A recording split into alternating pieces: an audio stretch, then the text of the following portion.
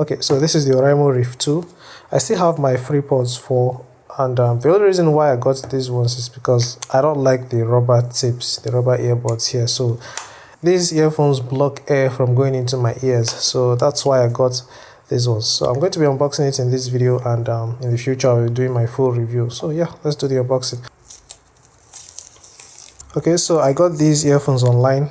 They were shipped to me through SpeedOff, and yeah, this is what the inside looks like.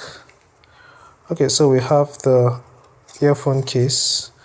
It's actually quite small, which is something I can already say I like. So I'm going to, yeah, so this is what it looks like. If I open this, these are the earphones. Wow. Okay, I'll keep this for now. This is the holder. This should be where the charger is, just the cable. This is a Type-C cable. Okay, finally we'll have the manual, which I always have to flip to get.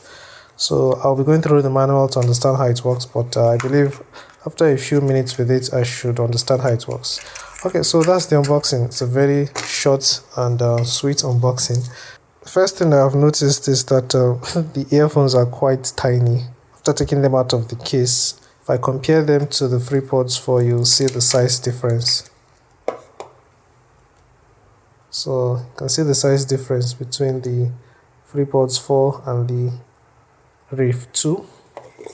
Let's see if I can just put them down here. So as you can see, this is the size difference between the FreePods 4 and the Oraimo Riff 2. Yeah, I'm going to be testing them, and I'll make a full review. So make sure you're subscribed to the channel to get the full review in a few days. Alright, thank you for watching, and I'll be seeing you in the next video.